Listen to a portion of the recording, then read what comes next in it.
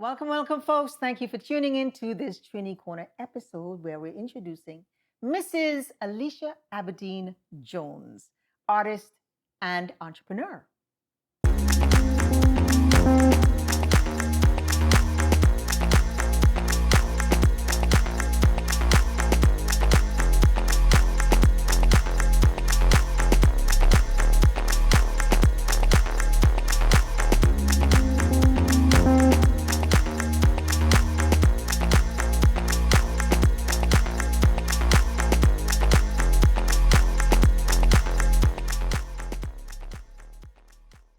Hi there, Ozzy Stewart here. Thank you for tuning into this TRINI Corner series where on this episode we are speaking with a one and only Alicia Aberdeen Jones, who, upon making the decision to leave her corporate career, has been leveling up in her artistic pursuits. So, like, follow, share, comment. And then check us afterwards on the membership page for the ITC Inside the Call conversation, which is a little more personal and it's only for you members who join. So here we go. We're going to talk a little bit about Mrs. Jones, Mrs. Aberdeen Jones. All right.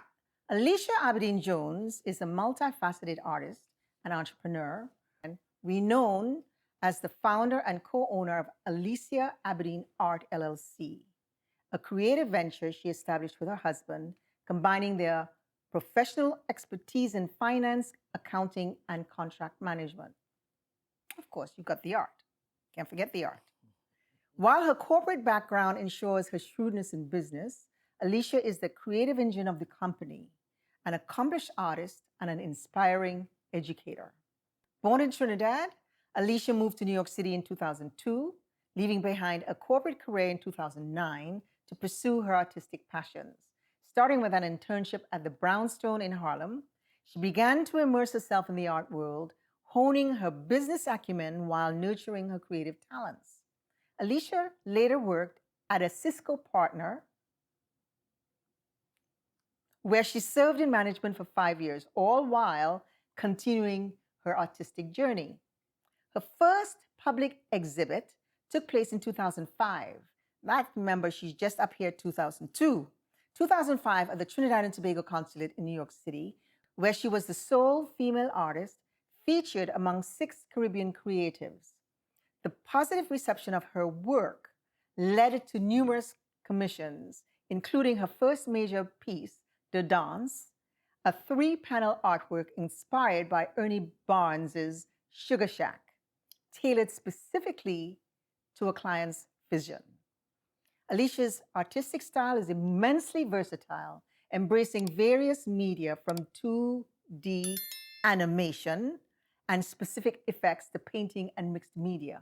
She stands out not only as an artist, but also as an experimental storyteller, fearlessly pushing the boundaries of expression, which even extends to voice acting. You should hear her voice. Over the years, Alicia has enjoyed several exhibitions, including her powerful portrait, Nina Speaks, which honors the legendary Nina Simone.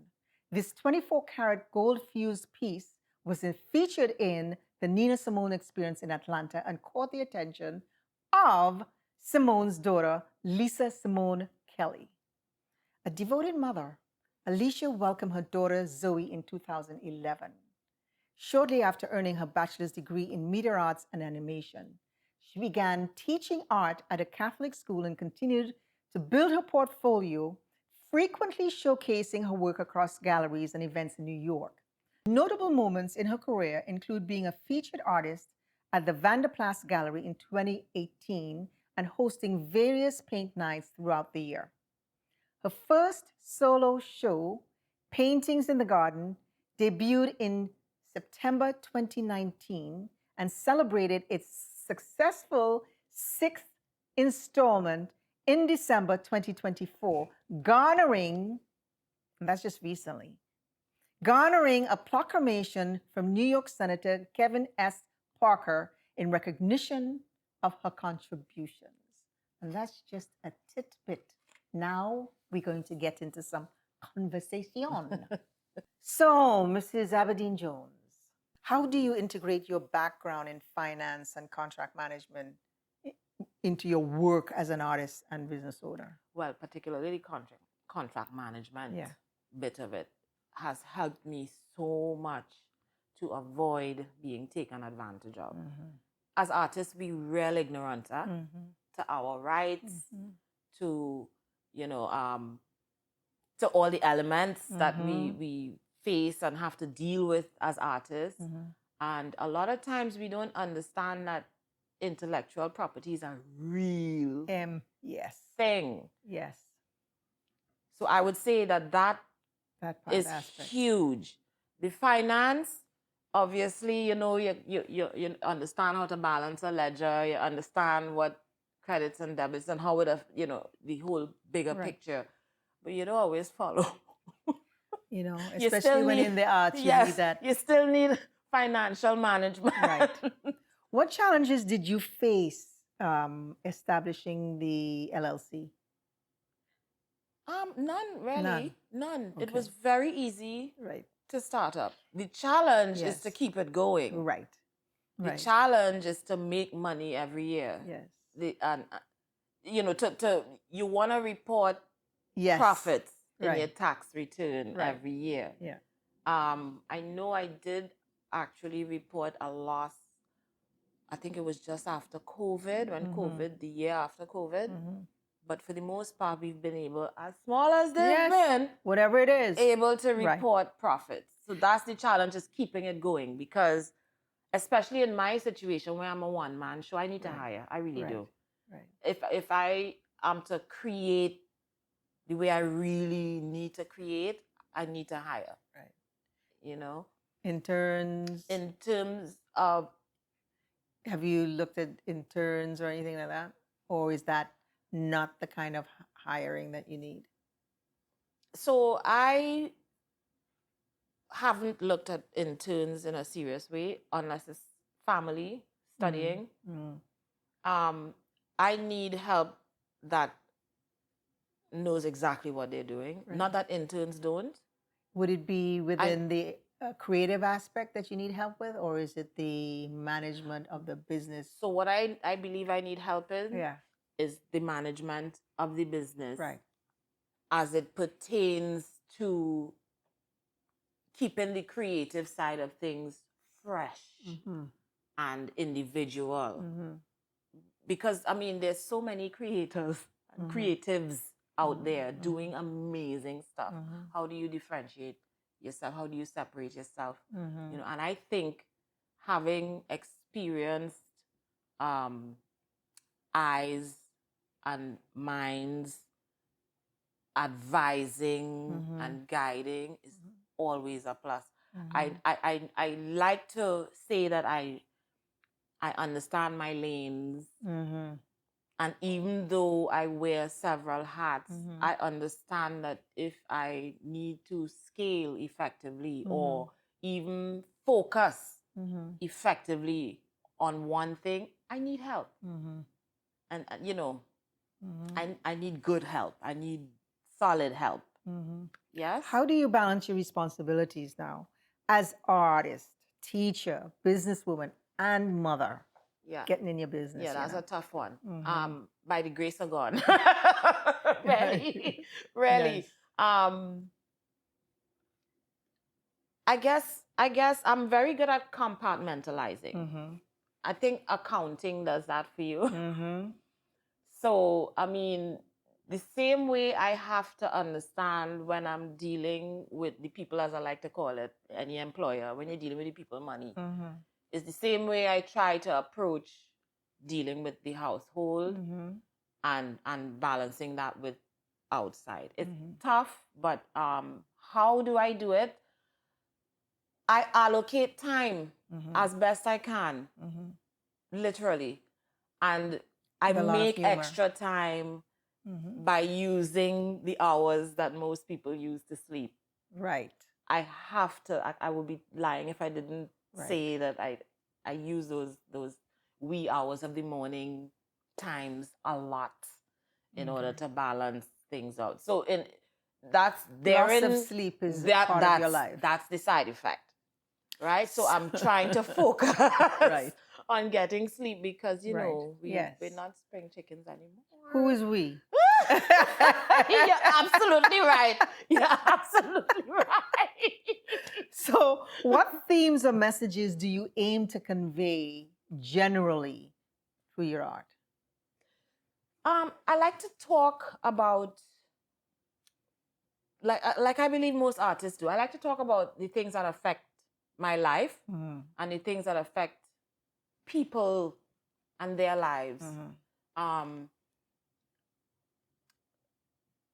But I also like to focus on things that don't really impact anybody or anything. You know, I like to be in whatever space I am. I always look for the positive in every situation. Like that vertigo episode I was telling you about the other day, you know, I found a positive in that, right? All the 4 hours of throwing up, I lost 1.5 inches on the waistline. Okay? So you have to find a positive. Yes. Right? Yes. Because if you look around, you'll see there are abstracts, there's still life, there's stippling, there's ink, there's pencils, charcoal, there's oil. You know, I have to be able to be in that space. Can you share the story behind the major piece, the dance? So I did the piece for a gentleman who is, he's a businessman, very successful businessman, and he owned a marketing agency, and, you know, dealt with a lot of musicians and famous artists. And so, you know, he wanted me to do an updated version of Ernie Barnes's Sugar Shack, which is a classic. Absolutely. Oh my God. It's the same piece that Marvin has on his one of his covers, I think. Yes, it is. Yes, yes. And I mean, every time you see the piece, I just hear the song that goes with good times. Yes. You can't help it. So I was very excited to do that piece, particularly because Ernie Barnes studied the human figure and the anatomy and the way he elongated his figures. And I was always fascinated with that. And I also enjoyed exaggerating the physical as well. So I was like, okay, fun. And so I did the updated version, and I thought, you know what, let me break it into 3 pieces and make it look almost like you're peering into a window and seeing this party. So I did it in 3 separate panels, 3 feet by 4 feet, each one. And I just updated everything, added a DJ, updated the outfits, changed around who was on the stage a little bit. It is so beautiful. Thank you so much. It is so beautiful. It's so beautiful. Depth, the way that, you know, you. It was the piece that I taught myself how to paint in oils with. I did it in 2004. It took me just about a year to do. I cry, I laugh, I fight with that piece. Yes. And it eventually was returned to me in the most unusual blessing, and I have it hanging on one of my walls. And if how do you stay inspired and continue to push the boundaries of artistic expression in your work? So inspiration is everywhere, all the time. Oh my gosh, even when I'm pissed off, I need to express it some way. And, you know, I might get an idea for something and I'll jot it down real quick. It's all around me. Do you make a lot of notes? I do. I write a lot. I write a lot. I have a few journals. Some juicy stuff in there. I started journaling when I came to New York. The early years. Got some pretty juicy stuff in there. But the inspiration is everywhere. So like when I had Zoe, and even watching her grow, and it's such, I think it's quite the trip, actually, watching your child grow up. Yes. And especially at this age, because I think if I was a younger woman, she would have grown up in the club with me. Right. Yeah, she'd have been in the club. But, as an older person with a little more reason to the rhyme, I could slow down and really observe. And it's so amazing to watch her doing things now that I remember myself doing at that age or being interested in at that age, And so sometimes I would just grab something and just paint her. Or, when I was doing that degree, I did a lot of drawings of her as a baby because babies are very difficult to draw. And here I had this cute chuff chuff right there. Right. And so I drew her a lot. So the inspiration is everywhere. It's everywhere. I did a piece called TRINI Girl in New York. And it's an abstract piece. It didn't last very long. It disappeared in no time. It's in pastels. But it looks... What do you mean it didn't last? I sold it. It sold. It disappeared. Got it. Yeah. Got it. The first time I showed it, it left. Yeah. I had it in my sketch pad for years. Yeah. Ah. And didn't show it. And then I decided, why not? I framed it, put it in a show, and it was one of the first pieces to go. And I must send you an image of it. Yeah. It shows the Brooklyn and the Caribbean coming together. But like when you look at it, you could tell, okay, there's something novel about it. That's just how I felt. I'm in this city with all this culture, but I just left somewhere that's full of culture as well, and certain things that are ingrained in me from there. I need to figure out, yes, how to mesh. So the inspiration is. So based on that, what advice would you give to aspiring artists who are looking to make a name for themselves in the industry? Thick skin. Right. Very thick skin. Right. Right. You first of all, if you don't have a passion, right. If you're not passionate, right. I don't know if it's the right place for you. Right. Because the amount of disappointment you're going to come across if you're not, as we say, bad mind about it, if you're not hell-bent on it, if it's not your life, then you're going to decide, this ain't for me, and you're going to leave it anyway. A thick skin and a lot of passion. A lot of patience. A lot of patience. And if you can, a support system.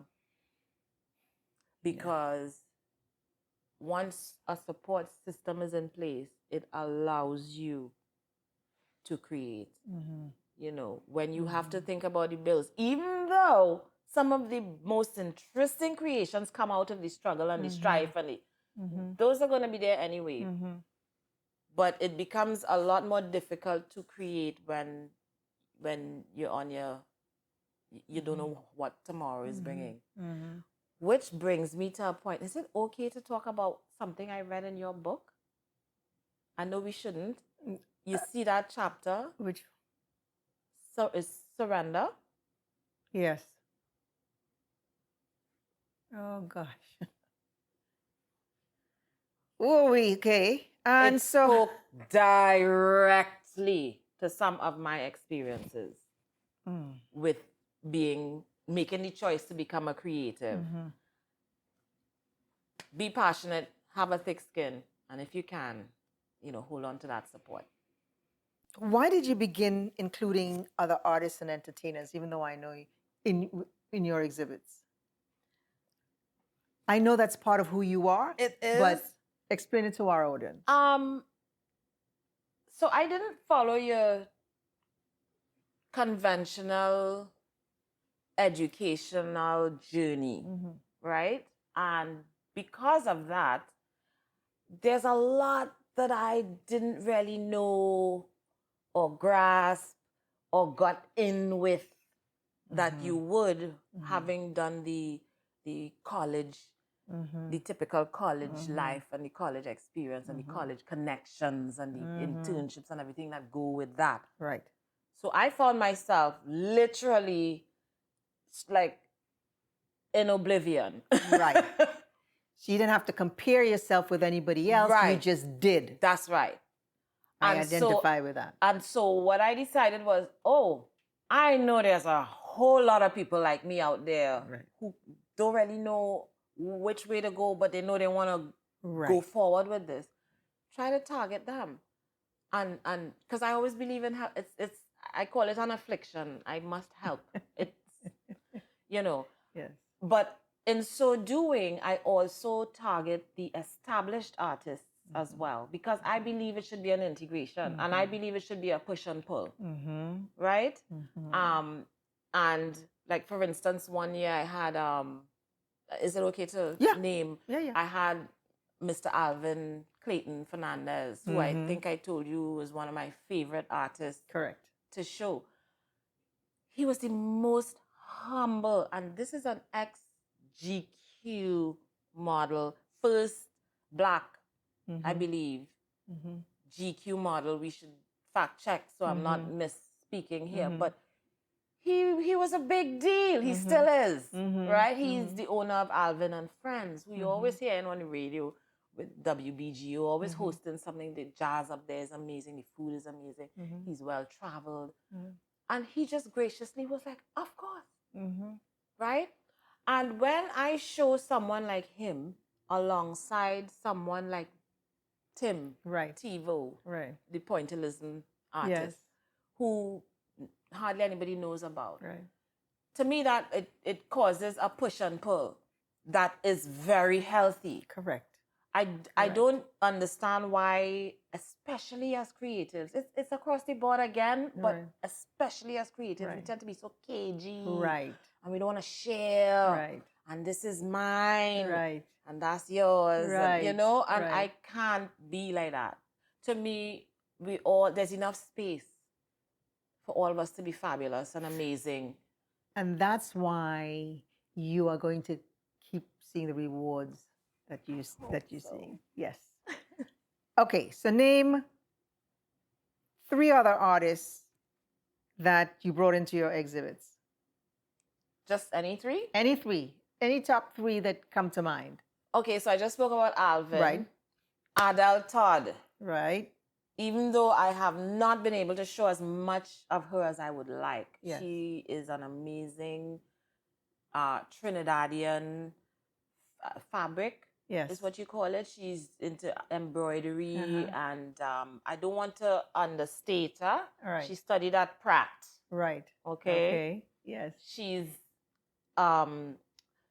into what do you call it? Commentary. Right. Art. She's very provocative works. Right. She's always discussing the issues Nice. in Trinidad. Yes. Right. Her work is amazing. Right. We said Alvin, and then it's been a few of them, Tim, the same Vimo art, the pointillism, Yes. right? His stuff is Oh my beautiful. God, Yes. his name is Tyrone McCullin. His art is called T Vimo art, T apostrophe VIMO art, and I've shown you some of his portraits. The Judge Jackson.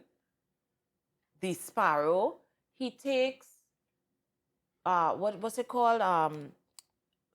Vinyl or vinyl. Right. That you would use in, it's called some kind of porous board or something like that. Right. And he makes shards of these different sizes. And he, with an X-Acto blade, one by one, builds up these portraits. Yeah. It is bananas. Yes. I thought stippling was serious patience, but this takes it to a whole new level. And he's so like, I would really like his work to get out there. Right. Right. So that's the nurturing part of you as well. Yes, I guess so. Give me 3 artists, entertainers that you brought into your. Okay, so let me first of all say Tricanal. My boys. And there's a reason we say Tricanal. We can't say 3 canal. It doesn't. Is that right? No. Okay. Tricanal. Yeah, let's say Tricanal. Okay. Real Trini. Yes. Yes. Oh my God, those guys were powerful when they came up. They understood that I needed to. That year we were doing mature conversations was the theme, and we were discussing some pretty provocative stuff. And you know, they always bring a message. They were amazing. They always have the vibe. They were fantastic. They come to mind immediately. However, I do have some favorites in my heart. Yes. Ricardo Mendoza. Yes. We call him Ricardo Stavon. He's a jazz vocalist, baritone. Right. Amazing, amazing voice. Yes. And was very, very active in the arts and theater and everything for many years. And he just started, for some reason, falling back. And, you know, life gets in the way. Right. You know, he's done shows at the Blue Note. And, I mean, really impressive stuff. Home in Trinidad, cruises, that kind of stuff. And when I realized, oh, I can get you back on the stage, I had him at my Paintings in the Garden 3. Blew the crowd away. So then I said, okay, I must have you again. So I had him this year. Yeah. His voice, oh my gosh. Yes. It's really Yes. an instrument. Yes. It really is. I particularly enjoyed this year's performers. Tony Paul, as we call him, home. Anthony Woodruff, saxophonist. Yes. And Serena, the violin diva. The violin diva. Oh my gosh. Oh my gosh. She was amazing. She's just a jaw dropper. I kind of want to take her everywhere with me now. And she loved it so much. She said, oh my God, I will go wherever you want me to. You know, to see this tiny Japanese person in the She high loved heels, the outfit, and this one-of-a-kind violin. Yes. And what she could play soca, she could play all these different things. So that was my first question to her when I asked her to Yeah. do the show. I said, I need you to interpret some calypso. Yes. And so then she educated me on her travels and told me that she had spent some time, I think, in St. Lucia, one of the smaller islands. And so she was really down with the whole culture and familiar with the music and excited to learn the stuff. Yes. When they put down that Rose medley. Yes. Yes. I really had to contain myself in that black dress. You had... Okay. When did the use of 24 karat gold begin? Because you did it for Nina Simone. Yes. And you did it for Mayor Adams. Yes, I do it as often as I can. It's just, that piece is actually the chalice, the golden chalice and the heart locket. That's 24 karat gold as well. I just like trying things. And so I use leaves and scraps, and I don't call myself a collage. Right. I don't even say I'm mixed media. Okay. But I enjoy experimenting and I enjoy indulging in you know, some stuff. And so I started using, I thought to myself, for some reason, metals should make sense with oils. I don't know if there's some kind of chemical reaction that works. Right. But I just wanted to try it. Right. And so, when was the first? I think it was with the Ninas. Was it with the Ninas? It was with an abstract piece that one of my girlfriends took off my hand immediately. And I said, you know what? I like texture. I use a lot of gesso, so I prime the canvas a lot sometimes when I want a textured canvas. Right. And this time I thought, you know, I like the texture of the gesso, but I want to make it metallic. And I don't want to use metallic paint. Right. Let me see how actuals work. And so I started buying, I would go down to the diamond district because it mustn't be fake. It has to be real gold. Right. Or real silver. Right. Right? And I would go down there and purchase the leaf or the beads or however I could get them. And I started putting them in with the oils while they were wet. While the oil paint is still wet, you apply the metal and you let them fuse. Yes. Right. And you let it dry properly. And then you can go over that with paint. But something amazing happens when you go over it with paint. The paint just looks different. So the golden glow that you see in that David Rudder piece is because there are layers and layers of this gold leaf in between the layers of oil. And I just thought it would make sense because remember I have a Natsai background. Right. So I kind of thought it would make some kind of sense to try this. Let me just try this.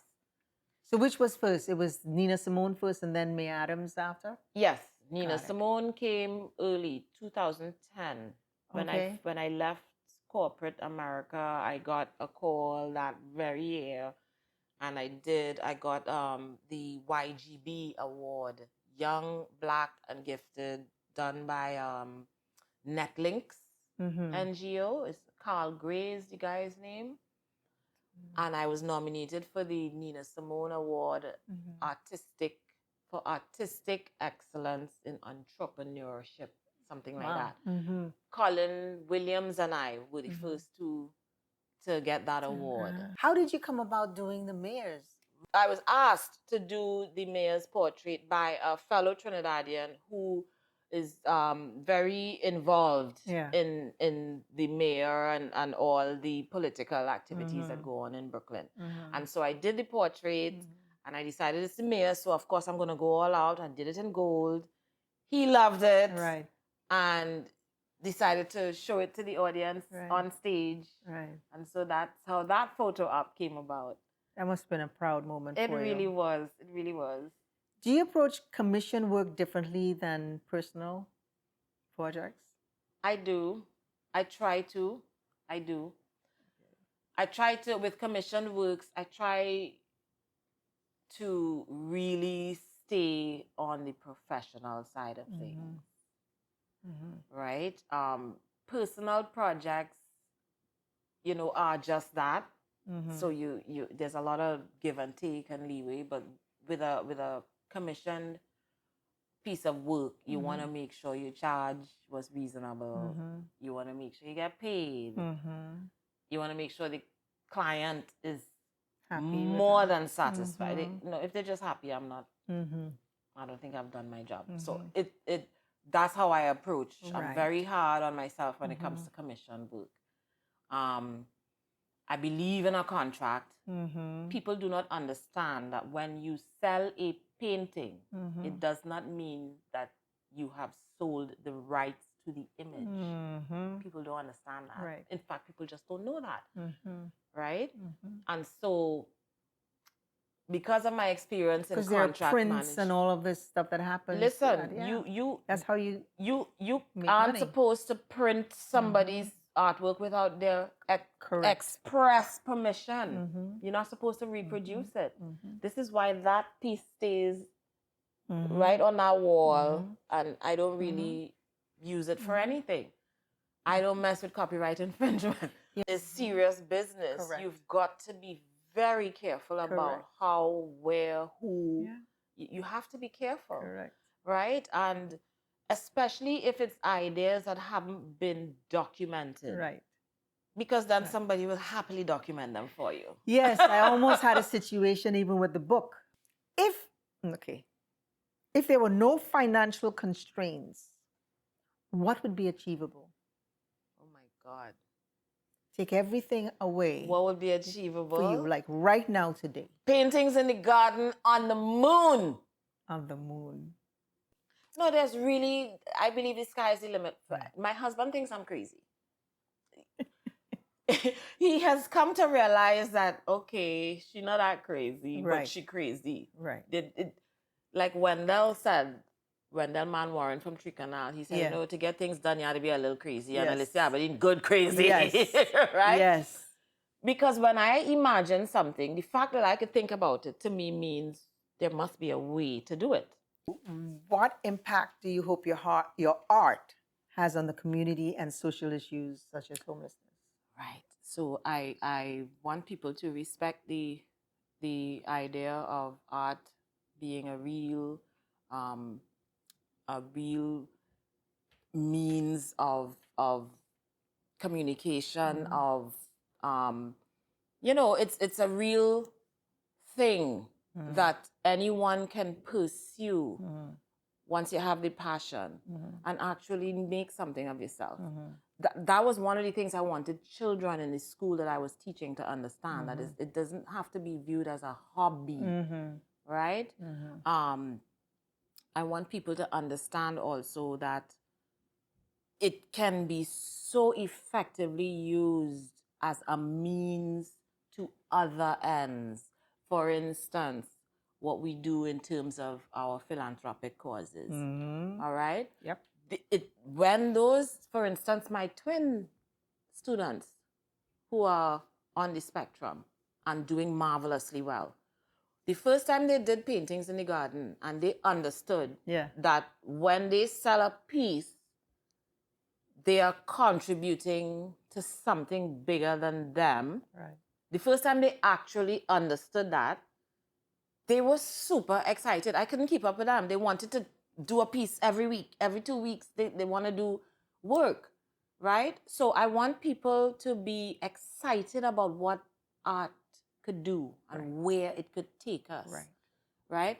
And then the last thing is I want these endeavors to actually pay off. I want them to actually effect change and impact the lives that we're trying to impact in a positive way. You understand? Because that really validates everything else. What are you most proud of in your career and life? Ooh. In life, I could tell you immediately. Immediately, my daughter. There you go. Immediately. Right. And my husband, of course, I couldn't have her without him. Right. He's the one who has really afforded me this kind of freedom. Right. What am I most proud of in my creative? Yeah. The fact that I'm doing it. I honestly... And you have accomplished so much. Well, that didn't register until the proclamation, Honest to goodness. Yeah. That is why I was kind of happy it came late. Yeah. It was supposed to happen at the end of the show as a surprise, but then everybody would have seen me ugly cry, because I think that is when it really sunk in that, okay, you're making an impact. I am, making a difference. And you're making an impact, but it's being felt, seen, and heard. Yes. I really did not realize that, because it's like you have on blinders. Yeah. And until, we are our own worst critics, right? Until you get it the way you want it, you feel like, oh my God. So who or what do you advocate for outside of the homeless and the seniors? Anyone who is in dire need of life-changing help. So 1 year we did, the very first year, it was just, my focus was the homeless. And what I wanted to do was, I didn't want to donate directly to the coalition, because I wanted to be up close and personal to the change that we were effecting. So we actually went out and found families and helped them directly. As we got bigger, we wanted to contribute more. Of course, if you're going to work with the coalition, you have to deal with the coalition. And then, of course, you hand over those responsibilities, because that's what they do. Other avenues that I can help. It's just in me to want to help. And I felt like, okay, the coalition is amazing, but it's here, which is great because I live here, but I'm a Caribbean woman. I'm a Trinidadian woman. Right. And I'm acutely aware of so many issues back home in Trinidad. So my feeling is, if you could do it out for others, charity begins at home, really. So I tend to focus efforts back home. So whatever is needed. So for instance, the year that I worked, I was fortunate enough to work with Mr. David Rudder, and he gave me rights to his imagery and his music and everything. I decided, well, Mr. Rudder, what would you have us champion? Seeing as you have given us access to so much of you. I've got to allow you to dictate the cause this year. And that particular year, it was to help his alma mater. What used to be Belmont Boys is now St. Francis College, I think is what it's called. St. Francis College. I'm not sure. But we all know Not Belmont sure. Boys, Belmont right? Boys, I know. That's his alma mater. It's also that of Edwin Roberts and the alma mater of two of the 4 gentlemen that I painted who earned Olympic medals. So they all came together with me on that particular show. And we were able to supply Belmont Boys with computers and a projector, right?